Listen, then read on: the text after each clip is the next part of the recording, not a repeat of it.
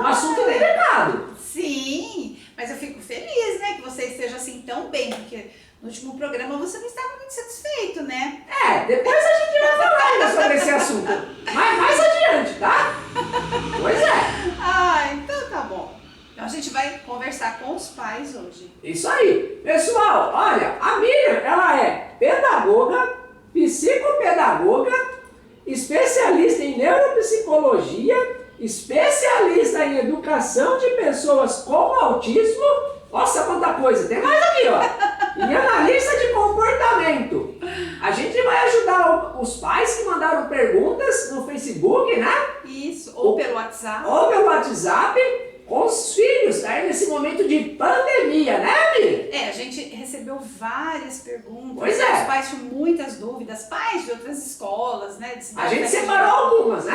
A gente fez uma seleção, porque senão o programa ficaria muito extenso. Pois Então é. a gente selecionou algumas perguntas, algumas dúvidas que os pais têm, e aí a gente vai tentar conversar para ajudar os pais nessas dúvidas, né? Nesse período de suspensão de aulas. Posso começar? Pode. A primeira pergunta é da mamãe Patrícia. Ela diz assim, ó: o que os pais podem fazer para que as crianças tenham um rendimento maior nesse período?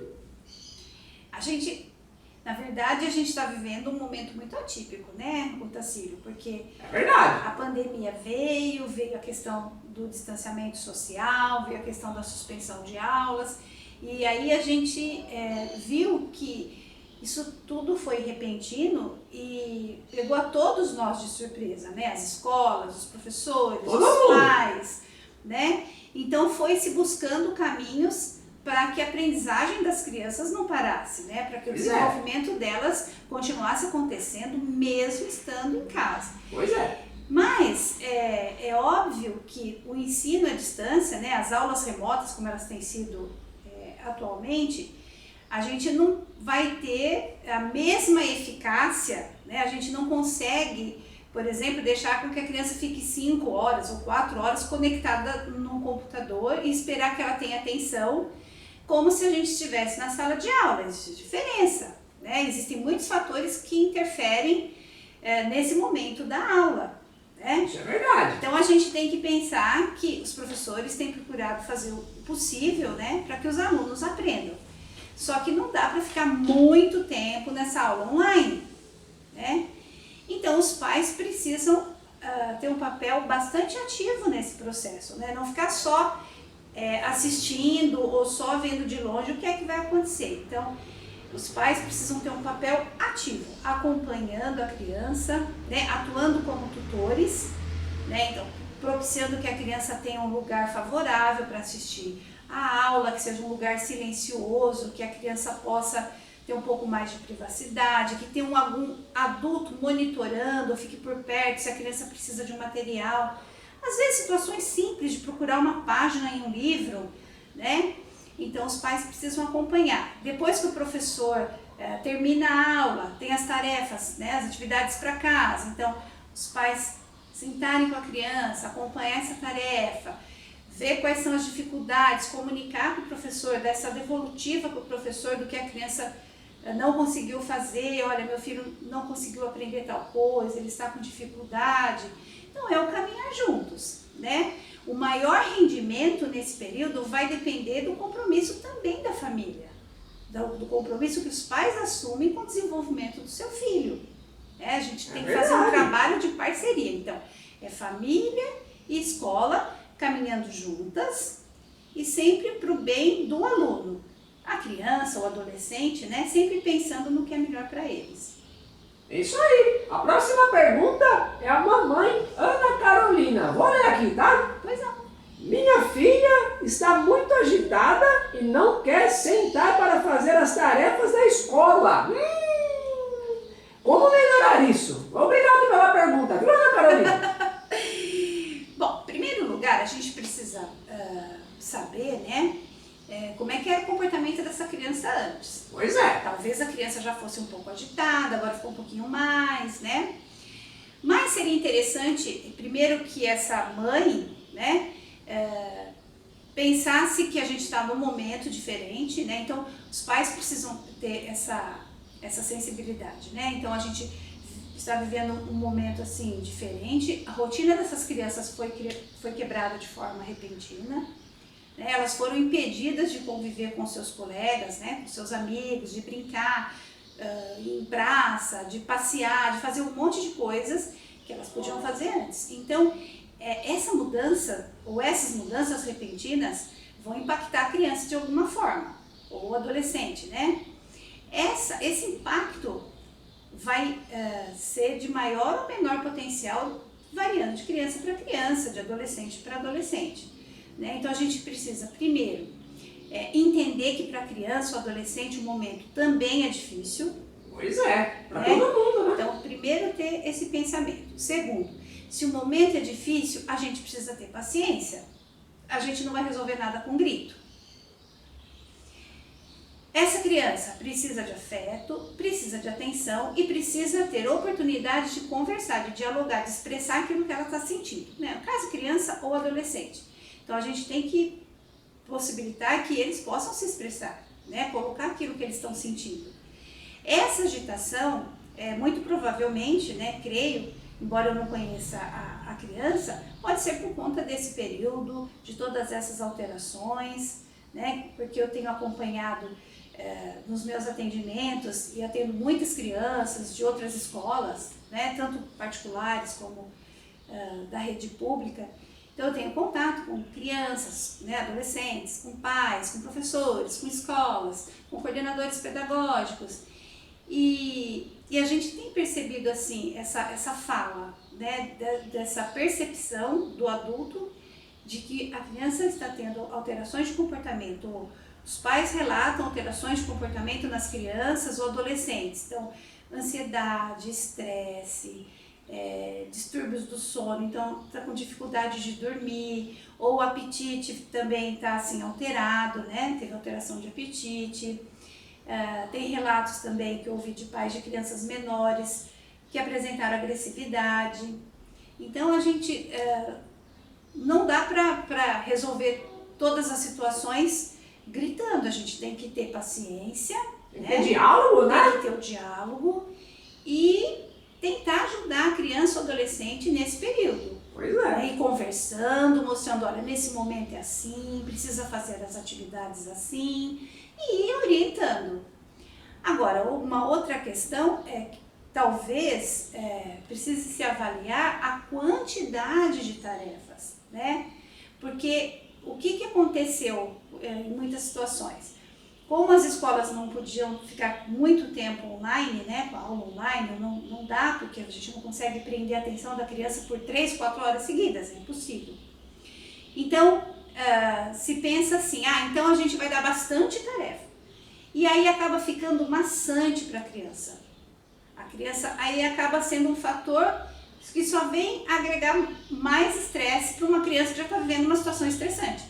E pode ser também que, às vezes, o professor não acaba explicando a tarefa para o pai, né? Acumula muita coisa. Aí, no caso, né, eu estou pensando assim, que ela tem que pesar as duas coisas. Ela tem que pesar o comportamento da criança, né? Perceber se essa alteração é por conta desse período. Se a criança, por exemplo, nunca foi assim, agora está tendo essas alterações. Então, essa é uma observação importante. Ela precisa observar a quantidade de tarefa, porque imagina, você tem uma criança de 6 anos, ela está no primeiro ano, e essa criança tem 20 tarefas para fazer no dia. Não vai fazer, né? Assim, é muito maçante. Pois é. Então, essa mãe, percebida essas alterações, conversou com a criança, tentou minimizar isso, não conseguiu, preste atenção na quantidade de tarefa, conversa com outras mães, pergunta se essa situação também é vivida por outros pais, né? Se as crianças da mesma turma também estão com essa dificuldade, não querem sentar, não querem fazer, reclamam de cansaço. E se for o caso, né, se a queixa for comum entre várias crianças da mesma turma, então eu aconselharia que os pais se reunissem e fossem conversar com a coordenação pedagógica, né? Porque esse momento é realmente o de caminhar juntos, né? Ter muita parceria, muito diálogo, escolhe a família. É isso aí. Próxima pergunta. Muito obrigado, viu? Você que mandou a pergunta, um abraço, tá? A próxima pergunta é da Thaís. Meu filho é autista e não está recebendo nenhum apoio da escola. Polêmico, hein? O que eu devo fazer? Olha, o que ela deve fazer é, uma criança que está matriculada, uma criança de inclusão, que está matriculada numa escola, ela tem direito a ter apoio da escola. Pois é o mínimo, Então, né? a escola, quando ela recebe um aluno, a matrícula de um aluno, independente da deficiência, independente da necessidade educacional que ele tenha, a escola assume um papel, não é, de garantir a essa criança o direito de aprendizagem, de desenvolver. Pode não ser, pode ser, né, que não seja no mesmo ritmo que os demais, mas ela tem que ter assegurado o direito de aprender. É verdade. De se desenvolver. Pois é. Então a escola é responsável, ela tem que garantir, ela tem que assegurar que a criança aprenda, que a criança se desenvolva. Se essa criança não tem condições de participar de uma aula online por vários motivos, né, pelas dificuldades que às vezes o autismo traz com ele, mas a escola precisa encontrar outros caminhos, né, outras estratégias para que esse aluno receba o apoio que ele precisa. É isso aí, senão fica difícil, né? Se a mamãe não está recebendo apoio, ela precisa ir até a escola, pedir para conversar com o coordenador, né, e pedir para que a escola ofereça para o seu filho aquilo que é apropriado para ele, que é adequado, para que ele possa se desenvolver. Se nesse diálogo a mamãe não conseguir nada, né, não conseguir aí os resultados que ela espera e a criança continuar nesse processo de exclusão, né, não é inclusão, é uma exclusão, eu sugiro que ela procure os órgãos competentes, né, de proteção à criança para garantir esse direito. É isso aí. Próxima pergunta é uma pergunta parecida. São casos semelhantes. É outra polêmica. Meu Deus! Olha lá. É uma bomba! Pois é uma bomba. Meu filho adolescente está enviando mensagens para a professora de madrugada. Deve interferir? Essa mamãe é a Ana Paula. Aí a mamãe Leia tem uma... É parecido, ó. Meu Deus. O professor da filha dela, olha, nossa, tá enviando mensagem de madrugada, com tarefa. Que isso? De madrugada fazer tarefa? E aí ela diz assim, deve interferir nisso também? Ah, tá. Então eu acho que esse professor envia a tarefa de madrugada Isso. para o aluno entregar já no dia seguinte. É isso mesmo, tá aqui, ó, é isso mesmo. Então, eu acho que é bom assim, a gente separar bem as águas, né? Distinguir bem o que é o papel do professor, o que é o papel dos pais, porque em algum momento isso se perdeu um pouco, né? Como a gente vive assim, um momento muito diferente, para qual nenhum de nós estava preparado, Pois é. então algumas coisas se misturaram assim no caminho. Então eu já ouvi assim, muitos relatos, né? De situações assim que nem convém falar. Mas vamos lá, vamos distinguir bem. O professor, ele tem um papel muito importante e assim, eu vejo que professores têm assim, se desdobrado para dar o máximo de si, assim, disponibilizando WhatsApp, e-mail, grupo em redes sociais, feito o possível para garantir que esse aluno tenha acesso à informação, né, e que ele possa continuar aprendendo. Então existe assim muita dedicação dos professores. Mas por outro lado, quando os pais percebem que esses excessos existem, por exemplo, um professor não tem que receber mensagem de um aluno 1, 2, 3 horas da manhã. Pois é, o que é isso? Porque o professor, ele tem uma vida fora da escola. Os professores são pais, mães, né? Eles têm outras atividades e eles precisam ser respeitados. É um ser humano, né? Sim, porque o que a gente tem visto é que os professores, por conta dessas alterações e de ter que preparar essas aulas online, tarefa e atividade e tudo mais, eles também têm ficado muito mais estressados do que na aula presencial, quando o ensino era presencial, né? Tem se exigido, às vezes, muito mais dos professores, né? Então, a mãe deve interferir sim, os pais devem interferir sim, colocar um limite para o filho. Se o professor, às vezes, fica sem jeito de dizer, né? Os próprios pais podem orientar os seus filhos, né? Olha, o professor tem uma vida lá fora, então se você quer se comunicar com o seu professor, que seja até certa hora, que cumpra o horário comercial, né? Não ficar mandando mensagens assim... Que é isso, né? Qualquer 24 horário horas por dia, que é isso? né? E o mesmo acontece com os professores, que às vezes, nesse afã de querer dar o melhor de si, olha, ai, já sei, vou mandar uma mensagem agora, é 2 horas da manhã, manda mensagem para os alunos, olha, mas eu quero essa atividade para amanhã cedo. Que né? é isso? Também não Não dá pode. certo. Então, quem quer respeito, precisa respeitar. Pois é. Né? Então, a gente tem que limitar bem o que é vida, o que é escola, a vida de cada um, atividade de rotina, né? E assim a gente seguindo com muito respeito, tanto da parte do professor pelo aluno, como o contrário, do aluno pelo professor. Né? E os pais é que vão orientar esse processo também. É isso aí. Né? Bom, essas foram as perguntas de hoje, Miriam. Acho que vai ter mais para o programa seguinte, viu? Tem bastante coisa que ficou para o próximo programa. Eu só queria, assim, fazer algumas recomendações, né, para os pais, assim, de uma forma geral. E os pais procurem elaborar com seus filhos, né, se são crianças, os próprios pais devem fazer, se são adolescentes, façam com os adolescentes, né, mas estabeleçam uma rotina de atividades e coloquem o horário de estudo dentro dessa rotina. Então, mesmo estando no período de suspensão de aulas, nesse período, né, de distanciamento social, nós não estamos em férias. Pois é. Então a gente precisa estabelecer com esses alunos, com as crianças e adolescentes, uma rotina de atividades. Né? Então, ter hora para levantar, ter hora para comer, ter hora para dormir, ter hora para tomar banho, ter hora para brincar e ter hora para estudar também. Isso aí. Né? Isso é importante até para a saúde mental dessa criança e desse adolescente. Pois é. E aí os pais podem incluir, como a gente tinha conversado aí, né, de aumentar esse rendimento. Eu sugiro que os pais acrescentem a leitura. Né? É uma boa. Sim, Leitura é sempre bom. mas não pressionando, né? Mas que os pais estimulem, né? Que eles incentivem a leitura, mostrando que a leitura é algo prazeroso.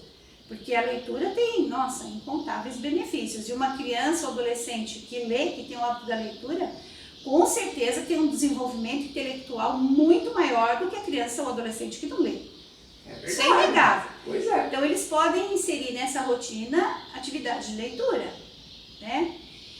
E a outra recomendação nós tivemos esse ano, né, a Sociedade Brasileira de Pediatria, no mês de fevereiro, fez algumas alterações quanto ao horário das crianças ficarem conectadas em computador, celular, em tablet. E é sempre bom os pais estarem atentos para não deixar assim a criança por horas seguidas em jogos e achando que está fazendo benefício, que está estimulando. Né? Não é bem assim. Então, a Sociedade Brasileira de Pediatria recomenda que até os 2 anos a criança não faça uso de nenhum desses equipamentos. De 2 a 5 anos, até 1 hora por dia. E dos 6 aos 10, de 1 a 2 horas por dia.